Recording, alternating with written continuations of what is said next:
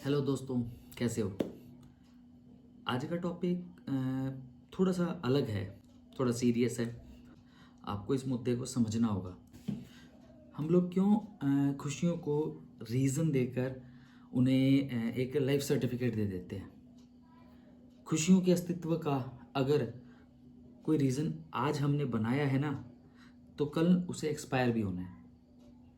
आपकी खुशियों के लिए कोई कारण नहीं होना चाहिए।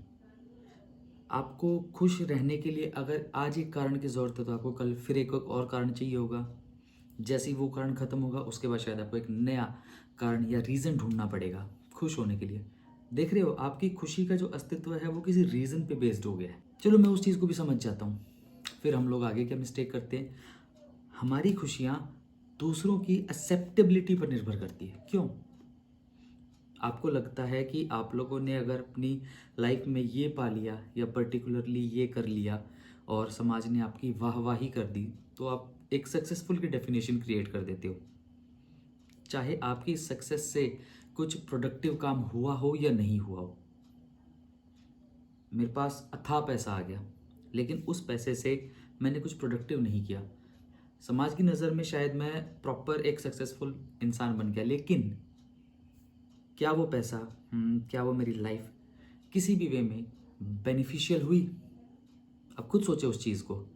मेरे अथाह पैसे से क्या किसी भी तरीके से आपको, सोसाइटी को बेनिफिट हुआ? नहीं हुआ।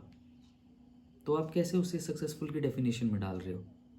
आप लोगों ने क्यों अपनी खुशियों को दूसरे की एक्सेप्टेबिलिटी पे निर्भर कर दिया है कि जब तक मुझे कोई दूसरा आगे एक सर्टिफिकेट नहीं देगा कि हाँ, आप बहुत अच्छा कर रहे हो ज़िंदगी में, मैं तब तक खुश नहीं होऊंगा। हम लोग सोसाइटी वाले पैरामीटर को जैसे ही क्लोज करते हैं कि चलो, हम लोगों ने ये भी समझ लिया कि सोसाइटी में हमारी खुशियों का अस्तित्व नहीं है। हम वस्तुओं से जोड़ देते हैं, ऑब्जेक्ट से। हमारी खुशियों को हम लोगों ने एक ऑब्जेक्ट के बराबर रख दिया। आज एक अच्छी बाइक आएगी तो मैं खुश होऊंगा, कल को एक गाड़ी आएगी तो मैं खुश होऊंगा, उसके बाद प्लाट लूँगा तो खुश होऊंगा, मकान बनाऊंगा तो खुश होऊंगा। ऑब्जेक्ट्स के साथ खुशियाँ। जब तक एक नई ऑब्जेक्ट आएगी, उसका एक लाइफ रहेगी, तब तक तो मैं खुश हूँ। लेकिन जैसे ही उसका समय गया, उसके बाद मैं फिर किसी नई चीज़ की तरफ भागूंगा। ये बस वही चीज़ है, बड़ा बेसिक से एग्जांपल से समझना कि आज एक नया फ़ोन आया है, आप एक महीना उस फ़ोन के पीछे कैसा भागते हो, और एक महीने बाद जब आप बोर हो जाते हो, आप नए फ़ोन की तरफ आकर्षित हो जाते हो। बस हमारी खुशियों का हमने ऑब्जेक्टिफिकेशन यही किया है। आज मैं क्यों इतनी भारी भरकम बातें कर रहा हूँ? क्योंकि जो आज हमारा टॉपिक है वो टॉपिक है डिप्रेशन। आपको पता है 2019 में जब कोविड आया था, उस साल 1.5 लाख लोगों ने सुसाइड किया। एनसीआरबी का डाटा है ये। और उसमें करीबन 90,000 बच्चे थे, मतलब 18 प्लस थे, यंग्स थे। जो यंगस्टर थे, उन लोगों ने एक अपनी पूरी भरी पूरी ज़िंदगी को छोड़ के एक ऐसा रास्ता चुना जहाँ पर उसके परिवार वालों के लिए सिर्फ दुख था, निराशा थी। क्या हुआ ऐसा कि उनको उस रास्ते की तरफ जाना पड़ा? 90,000 बच्चों ने जिन्होंने सुसाइड किया, उसमें लव अफेयर्स भी थे, उसमें ड्रग प्रॉब्लम भी थी, उसमें आपका क्या कहते हैं, फैमिली की टेंशन भी थी, और उसमें आपका एक बहुत बड़ा पॉइंट था जिसकी आज आप बात कर रहे हैं, डिप्रेशन। आपको पता है जो ये सुसाइडल रेट है, 4% की दर से हर साल बढ़ रहा है। छोटी छोटी बातों पे कह देते हैं बच्चों को, बच्चे सुसाइड की तरफ चले जाते हैं। कारण कि वो लोग समझ नहीं पा रहे, वो इस रैट रेस में थक रहे हैं। आपको पता है WHO के अनुसार दुनिया की सबसे बड़ी मानसिक बीमारी डिप्रेशन है। आज के समय करीबन 30 करोड़ लोग, बहुत बड़ी जनसंख्या है ये, 30 करोड़ लोग इस बीमारी से जूझ रहे हैं। कोई थोड़ा ज़्यादा, कोई थोड़ा कम, लेकिन समवेयर ये बीमारी एग्जिस्ट करती है। हम लोग हमारे गांव देहात में इसे इग्नोर करते हैं। ये इग्नोर करने की चीज़ नहीं है। अच्छा, कई लोग ना इस जो आपका डिप्रेशन है, इसे जोड़ते हैं एजुकेशन से, कि अच्छी एजुकेशन नहीं मिल पाई। या फिर इसे जोड़ेंगे कि फैमिली बैकग्राउंड उतना अच्छा नहीं था। केरला हमारे इंडिया का one of the highest educated states में से एक है, हाईएस्ट ही है शायद वो। सबसे ज़्यादा सुसाइड वहाँ पे हुए हैं। एनसीआरबी का डाटा है, मैं नहीं बोल रहा, आपको मेरी स्क्रीन पे नज़र भी आ रहा होगा। पढ़े लिखे लोग हैं, फिर ऐसा क्या हुआ? एक्चुअल में हुआ ये कि उस पढ़ाई लिखाई में आपने अपने बच्चों को दौड़ना तो सिखा दिया, लेकिन कहीं रुकना नहीं सिखाया। एक जगह बैठ के ज़िंदगी को देखना, लाइफ को एंजॉय करना नहीं सिखाया। और जब वो दौड़ते हैं और वो जब थकते हैं और वो जब रुकते हैं तो हाँफने के अलावा उन्हें कुछ नहीं दिखता। उन्हें दिखता है कि मेरे से पीछे वाला कहीं आगे ना निकल जाए। या तो उन्हें जीत चाहिए या फिर कुछ नहीं। या तो जीतेंगे, नहीं तो हम लाइफ कम ख़त्म कर देंगे। मैं रिसेंटली इंस्टाग्राम और फेसबुक पे देखता हूँ, उन लोगों के फॉलोअर्स है जो आप लोगों से पैसा कमा रहे हैं, उन्हें सिर्फ पैसा कमाना है। वो डांस कर रहे हैं, लिप सिंकिंग कर रहे हैं, और बच्चों के वो आइडल बने बैठे हैं। वो सोचते हैं हम भी इनकी तरह बनेंगे। और जब आप इनकी तरह नहीं बन पाते हो तो लास्ट में क्या होता है कि मैं सक्सेसफुल नहीं हुआ या हुई। अगर मैं उसकी तरह इतने मिलियंस फॉलोवर नहीं ले पाई तो मैं सक्सेसफुल नहीं हुई। अगर मेरे उस जितने पैसे नहीं कमा पाया तो मैं सक्सेसफुल नहीं हुआ। अब बात करते हैं सॉल्यूशन की तरफ। देखो, इस वीडियो को जितना हो सके अपने दोस्तों में शेयर करें। शायद आपके शेयर करने से किसी ऐसी जगह ये वीडियो चली जाए जिसको बहुत ज़रूरत है इस समय किसी की।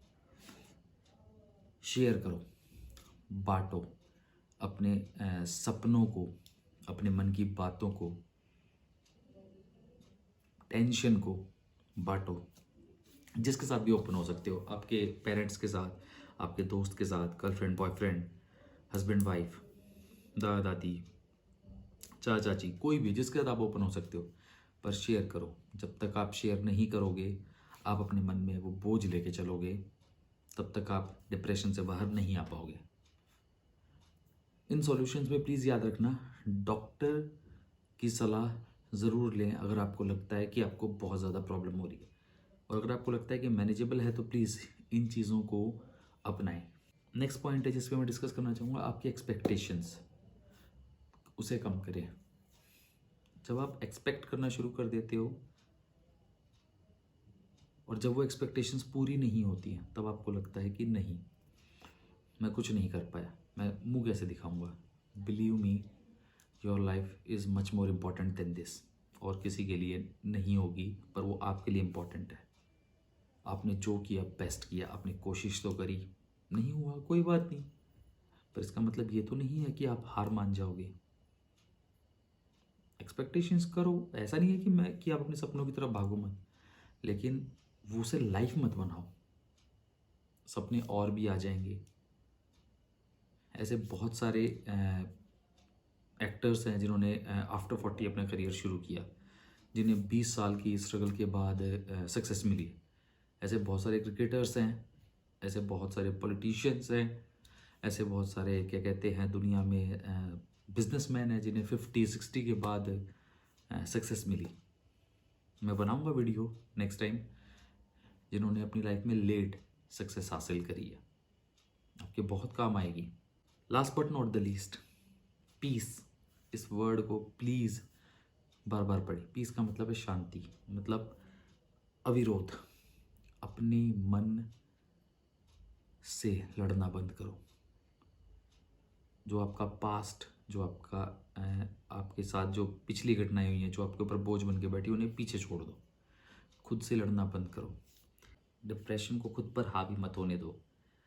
अपने आप से लड़ना बंद करो। जो हो गया सो हो गया, अभी भी बहुत टाइम है। आप बहुत बेहतर कर सकते हो, बहुत अच्छा कर सकते हो, और अगर कुछ भी नहीं कर रहे तो खुश रह सकते हो। एक वैल्यूएबल लाइफ, और उस लाइफ से आपको करना है कुछ प्रोडक्टिव अपने लिए। जब आप इस दुनिया को छोड़ के जाओ तो आपके मन में ये होना चाहिए कि मज़ा आ गया, मैंने कुछ अच्छा किया, मैंने कुछ ठीक किया। इनका इलाज अगर सीरियस नहीं है तो मैं फिर से कह रहा हूँ, प्लीज़ डॉक्टर के पास जाओ, उनसे कंसल्ट करो। मेडिसिन की ज़रूरत है तो प्लीज़ उन्हें लो। लेकिन अगर आपको लगता है कि ये स्टार्टिंग स्टेज है और आप अपने आप को संभाल सकते हो तो प्लीज़ अपने दोस्तों से, परिवार वालों से बातचीत करो। थोड़ा सा लंबा व्लॉग हो गया, अपने दोस्तों में शेयर करो, अपने भाईचारे में शेयर करो और प्लीज़ एक दूसरे के साथ रहो। मैं मिलता हूँ नेक्स्ट व्लॉग में। अगली बार देखते हैं क्या टॉपिक होगा। आप अपना ख्याल रखें, हेल्दी रहें और मेरी तरफ से सबको राम राम।